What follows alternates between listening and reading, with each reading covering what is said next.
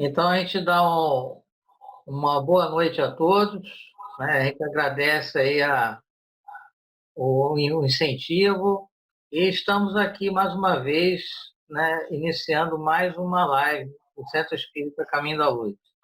Estamos hoje com o nosso amigo Roberto Almeida, do Centro Espírita Ismael, que vai fazer o trabalho para a gente hoje.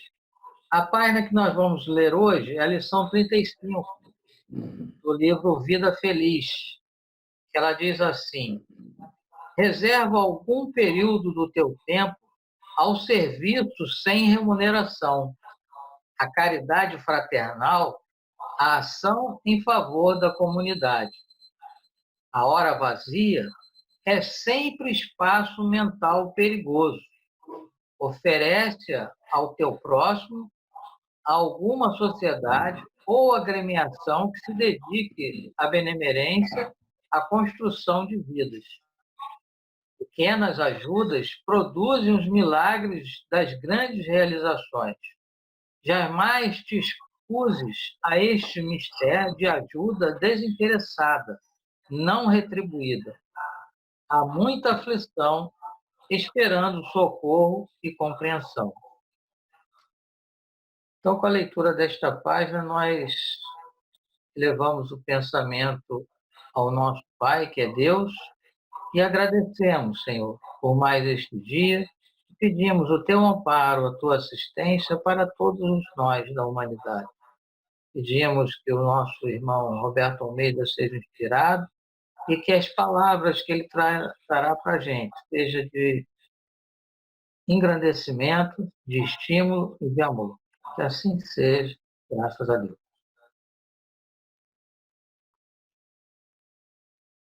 Bom, meus irmãos, é sempre uma bênção a gente ter a oportunidade de estudar juntos a doutrina espírita.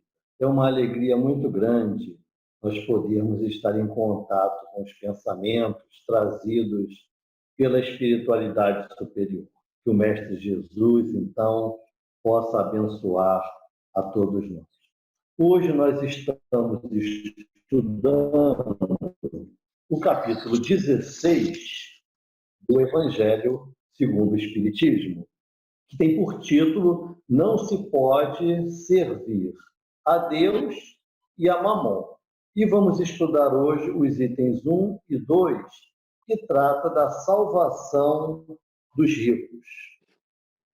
Salvação dos ricos, né? Então, no item 1, é uma citação de Lucas, que diz assim: ninguém pode servir a dois senhores ao mesmo tempo, porque ou odiará um e amará o outro, ou se ligará a um e desprezará o outro.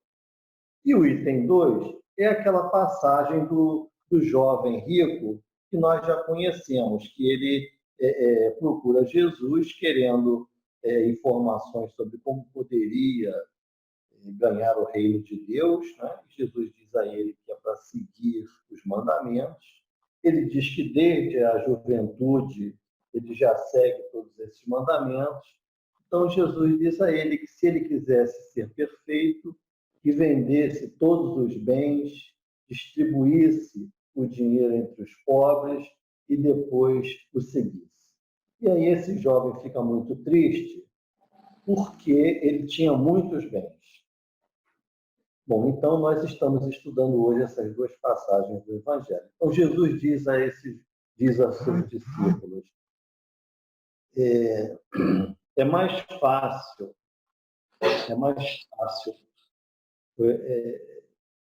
um camelo passar no fundo de uma agulha do que um rico entrar no reino dos céus.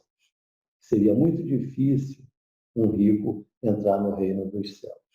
Bom, dessas passagens, muitas pessoas deduziram que a riqueza seria um obstáculo à felicidade futura.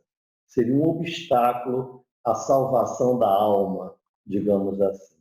Mas o que será que Jesus quis dizer exatamente com isso? Que é mais fácil um camelo passar no fundo de uma agulha do que um rico entrar no reino dos céus. Camelo a gente sabe que era aquela corda feita com um pelo de camelo. Era uma corda grossa que realmente não passa no fundo de uma agulha. Mas por que Jesus fez essa afirmativa aqui, que é mais fácil passar um camelo no fundo de uma agulha do que um rico entrar no reino dos céus? E que a gente pode entender isso.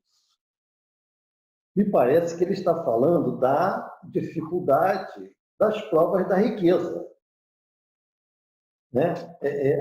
A riqueza, ela é uma prova muito difícil. Então, Jesus fazia assim, essas hipérboles, esses exageros de linguagem, para chamar a atenção, para convidar as pessoas a pensar. Quer dizer, é mais fácil um camelo passar no fundo de uma agulha do que um rico entrar no reino dos céus. Quer dizer que todos os ricos estão excluídos da felicidade futura? Claro que não, não é?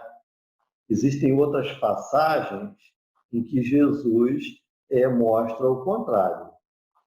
Por exemplo, quando ele foi visitar o Zaqueu, quando ele se hospedou na casa de Zaqueu, depois que Zaqueu fala da destinação que ia dar à sua riqueza, ele distribuiria uma parte entre os pobres, indenizaria alguém que eventualmente ele tivesse prejudicado, mas mesmo assim ele continuaria sendo rico, porque ele era muito rico, e ele não ia distribuir toda a sua riqueza entre os pobres, ele distribuía metade. A outra metade que sobraria ainda seria bastante coisa. E Jesus diz que a salvação havia entrado naquela casa naquele dia. Ou seja, Zaqueu, um homem rico, e que teria também a salvação. Então, a riqueza, a gente vê que não é assim um obstáculo à entrada no reino dos céus. Não é verdade? Mas então, como a doutrina espírita mostra para a gente essa questão da riqueza? Como é que a doutrina mostra para a gente essa situação? Ela nos ajuda a compreender melhor essa questão. É verdade? Em primeiro lugar, a doutrina espírita nos mostra que a riqueza é uma prova. O que significa dizer que a riqueza é uma prova?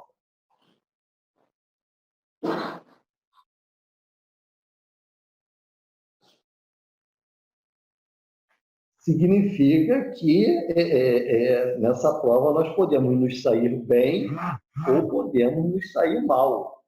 É uma prova. Então, há uma utilização correta da riqueza. E há uma utilização, assim, incorreta. E a pior utilização que nós podemos dar à riqueza é utilizá-la para satisfazer só os nossos caprichos, nossos interesses, sem observar as necessidades à nossa volta. Você quer comentar alguma coisa?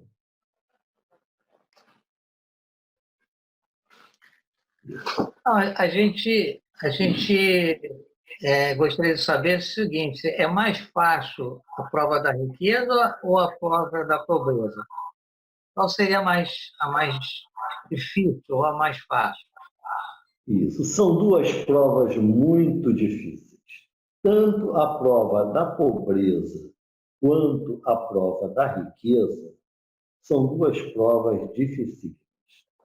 A prova da pobreza dá margem a que a criatura muitas vezes se revolte contra a providência, reclame, ou então, às vezes, a criatura até entra em desespero, porque não consegue honrar os seus compromissos, não consegue dar um conforto para a sua família, não consegue atender aquilo que gostaria de atender e que se sente muitas vezes responsável por atender. Então, um pai de família, por exemplo,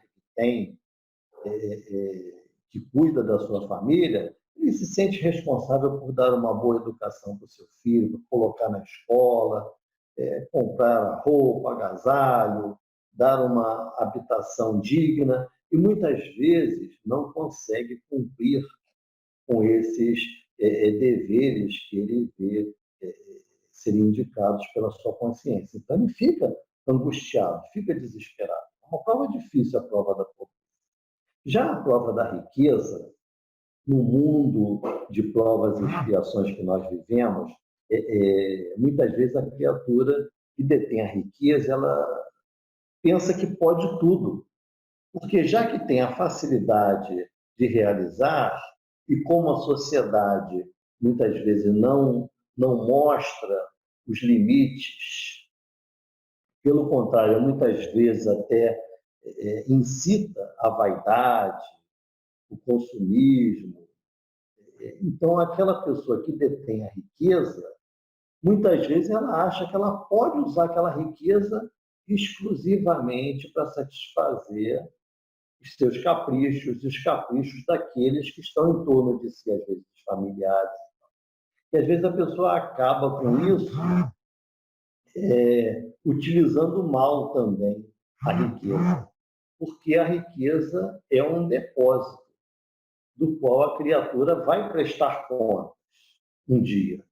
E nem sempre a gente vê a riqueza sob essa ótica, sob esse prisma.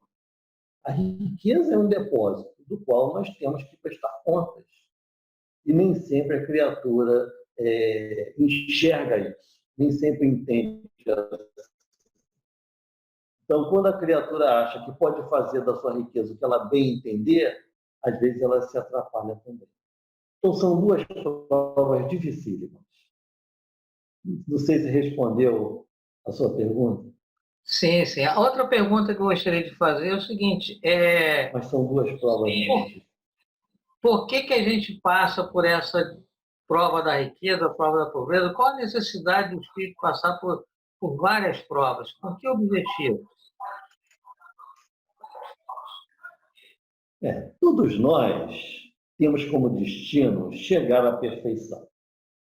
E para chegarmos à perfeição, nós precisaremos saber viver na riqueza e saber viver na pobreza.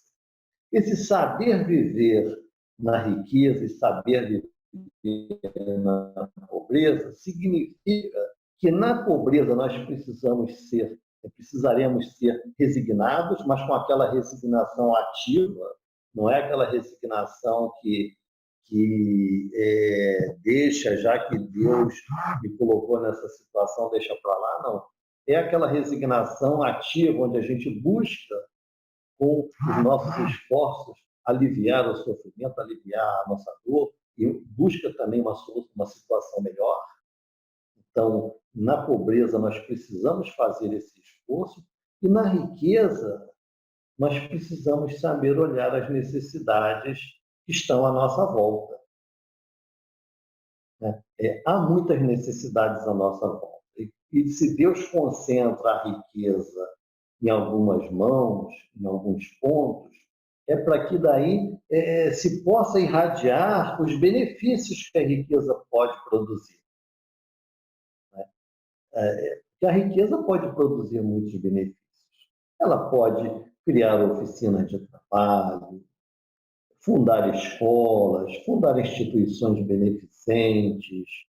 A riqueza pode contribuir para a instrução de algumas pessoas. Muitas vezes a gente pode pagar um curso, uma formação para alguém, se não for uma riqueza, às vezes não é uma riqueza tão grande, mas é uma riqueza que permite que a gente estenda um benefício para alguém, paga uma escola, paga uma faculdade para uma pessoa que não conseguiria fazer esse curso se não tivesse esses recursos. Então, tem aquela riqueza muito grande que permite fazer obras imensas, como fundar um hospital, uma coisa cara, criar uma empresa que dá emprego para muitas pessoas, mas tem aquela riqueza que não é tão grande, mas que permite benefícios mais limitados, mas que nem por isso são benefícios ruins, não são benefícios bons, ajudam a muitas pessoas. Então, quando a gente paga um curso para alguém, ou compra um remédio para uma pessoa que está doente, a gente ajuda alguém a resolver um problema de aluguel. Tudo isso são benefícios que a riqueza pode fazer, né? Então, as duas coisas são necessárias. Se Deus nos dá a riqueza, a gente precisa saber usar bem a riqueza. Se Ele nos coloca na pobreza, a gente precisa saber ser resignado e se esforçar para melhorar a nossa situação. É isso. Isso aí. Então, a gente tem que saber viver na riqueza e na pobreza. Uma outra questão, o livro dos Espíritos, ele nos informa que nós fomos criados simples e ignorantes, e que nós temos um destino que é a perfeição, todos nós, né?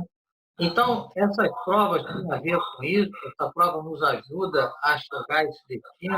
A gente, com uma encarnação só, a gente consegue chegar lá? Se eu fizer tudo certinho, eu consigo chegar lá? Numa encarnação só, não, né? Todos nós precisamos de muitas encarnações. Precisamos de muitas encarnações. E muitas vezes Deus nos dá a riqueza como um meio de nos ajudar a desenvolver a razão. Porque a riqueza nos incita, muitas vezes, aos excessos, aos vícios e tal. Mas nós temos a nossa razão, o nosso raciocínio. E essa situação de riqueza nos ajuda a desenvolver a razão, a nos situarmos no ambiente onde nós estamos, a enxergarmos as dores à nossa volta, as necessidades à nossa volta, e também nos ajuda a enxergar o que nós podemos fazer com aquela riqueza, quer dizer, com aquela facilidade que a gente tem. Então, nós vivemos muitas vidas, uma vida só não é suficiente.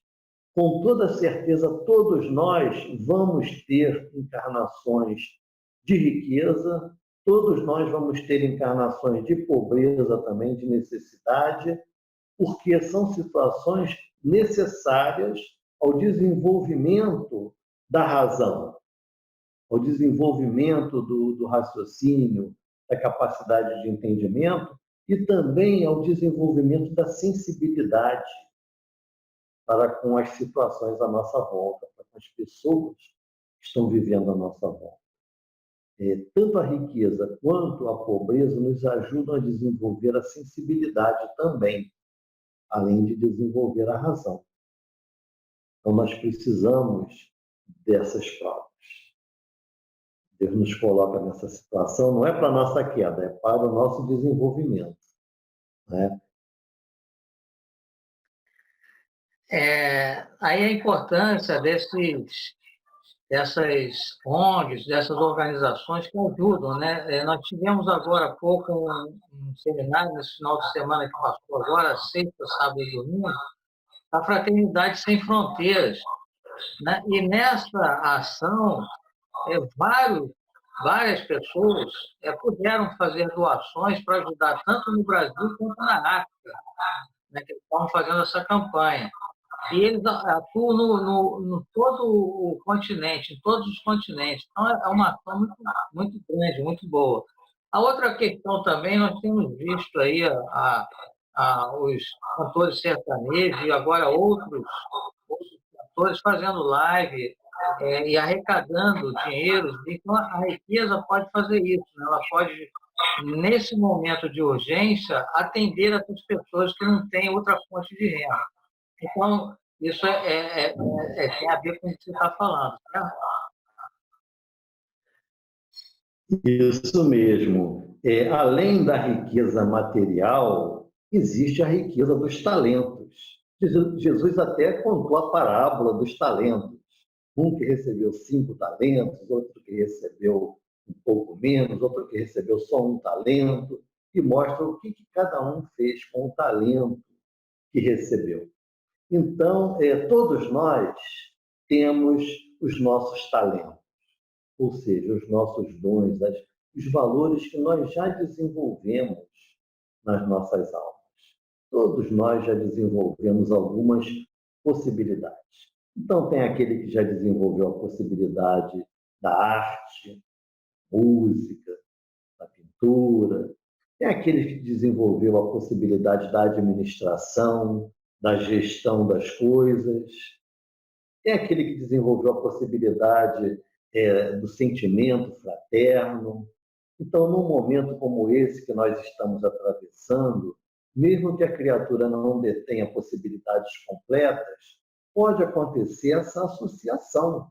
Aquele que sabe oferecer a sua arte, oferece a sua arte. Aquele que tem a possibilidade de organizar, de gerir, de movimentar as coisas, faz a organização, faz a gestão.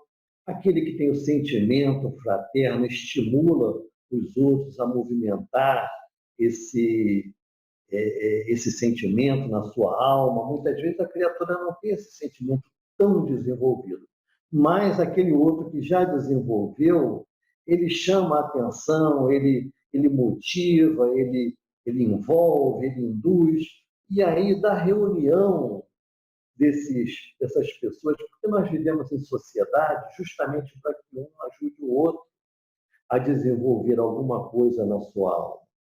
Então, aquele que já desenvolveu a fraternidade envolve o outro que sabe administrar, que sabe gerir, que também convida o outro que pode oferecer alguma coisa da sua riqueza artística ou da sua riqueza financeira, e dessa movimentação toda resulta um bem tão grande que acaba beneficiando uma quantidade também grande de pessoas.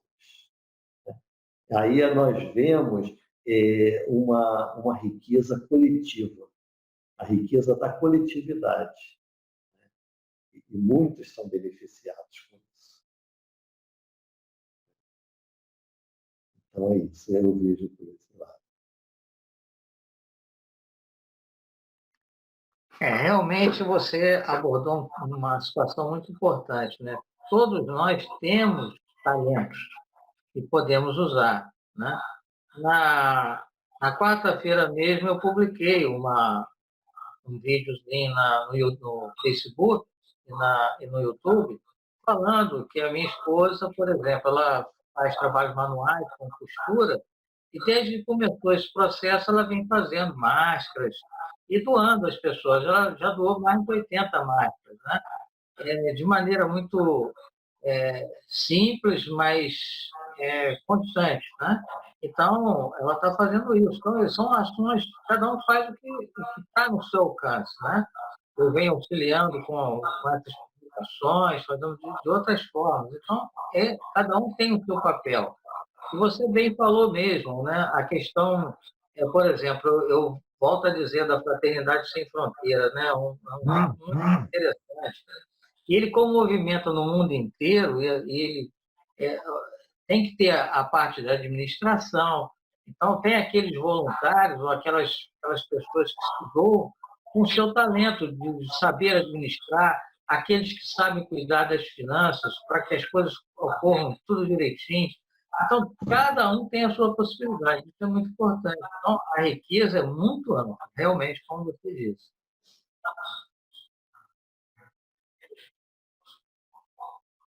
Quer complementar com mais alguma coisa?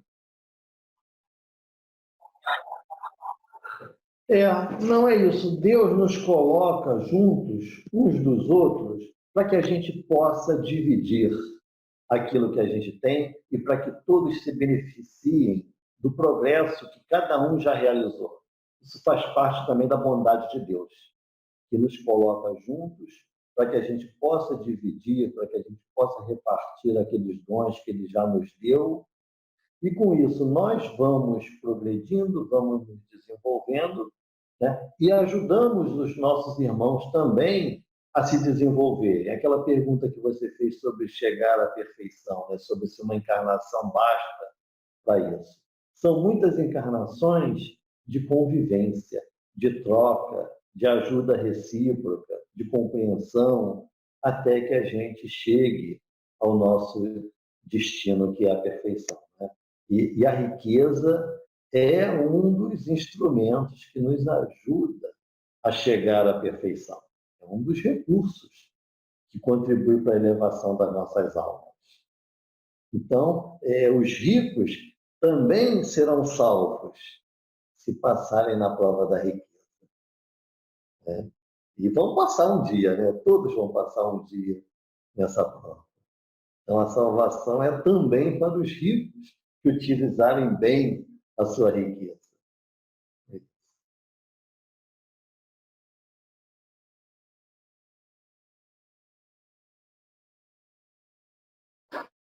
Roberto, a gente agradece aí a, o seu tempo, agradece aí a sua dedicação, você vem colaborando muito com a gente no Centro Espírita Caminho da Luz, e a gente espera, né, que aqueles que vão, né, estão assistindo o nosso trabalho, que eles possam acompanhar, né? Toda sexta-feira a gente vai estar realizando essas lives, essa transmissão ao vivo através do YouTube, para que a gente possa esclarecer, né, as pessoas dentro da visão da doutrina espírita, né? Você tem alguma coisa a falar desse momento que nós estamos vivendo, dessa situação, né? Que forma que a gente pode colaborar? A prece é importante nesse momento? O que você acha? Essa situação que nós estamos atravessando é uma situação que certamente traz sofrimento, traz dor para muitas pessoas. E nós precisamos, nesse momento, mais do que nunca, do entendimento que a doutrina espírita nos proporciona.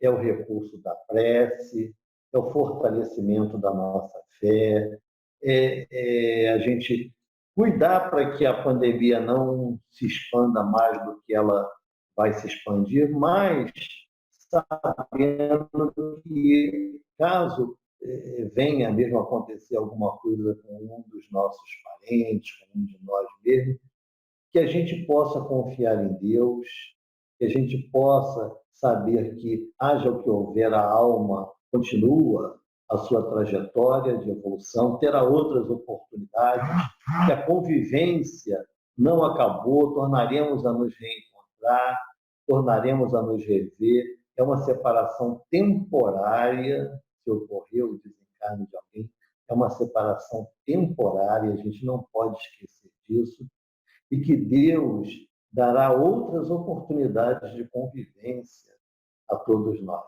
Né? A gente precisa conservar essa confiança na bondade de Deus, porque Deus sabe o que Ele está fazendo. Nós temos uma visão, muitas vezes, parcial das coisas, mas Deus sabe o que é melhor para cada um de nós. Então, é a gente pedir que Ele nos abençoe, nos ajude, que ampare a todos nessa fase que a humanidade está atravessando, e vamos confiar na bondade e na sabedoria do Pai. É isso que a gente tem que É, então é isso. Nós agradecemos a você. A gente também esclarece a todos que quando a gente estiver assistindo esse vídeo, nós estaremos lá na parte do comentário no YouTube respondendo as perguntas, as questões que as pessoas colocarem. Então, não deixe de colocar as suas dúvidas, que a gente vai estar acompanhando e aí vamos estar respondendo essas perguntas, essas questões. Então, nós agradecemos, pedimos a todos que possam acompanhar as nossas publicações todas as sextas-feiras, às 19h50, no YouTube, tá certo? E vamos pedir agora ao Roberto Almeida, que ele quiser dar mais algumas palavras finais, e logo depois ele pode fazer a prece para a gente, encerrando essa nossa live de hoje. As palavras finais seria assim um convite para que todos nós possamos nos manter vinculados à doutrina espírita, ligados aos ensinamentos dos benfeitores espirituais, nesse momento assim tão difícil para a humanidade, que a gente possa sustentar a nossa fé, e ajudar aqueles que estão em torno de nós também a sustentarem a sua fé, porque é a fé que consegue nos equilibrar nessas horas de dificuldade, né? Então, que a gente possa conservar a fé em Deus e que a gente possa ajudar os que estão à nossa volta também a conservarem a sua fé.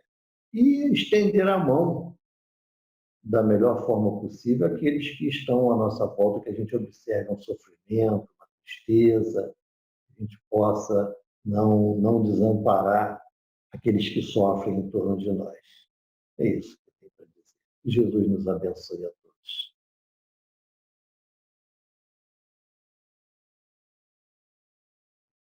É isso. Então, que nós possamos retornar na próxima sexta-feira para realizar mais esse trabalho com outro companheiro. E voltamos a lembrar que no momento que esse vídeo está correndo, todos podem fazer seus questionamentos lá no YouTube, e nós vamos estar procurando responder aquilo que tiver ao nosso alcance. Se não pudermos responder na hora, vamos responder posteriormente. Tá certo? Um grande abraço a todos e que tenhamos um final de semana muito agradável para todos. Que assim seja, graças a Deus. Graças a Deus. Que Jesus nos abençoe.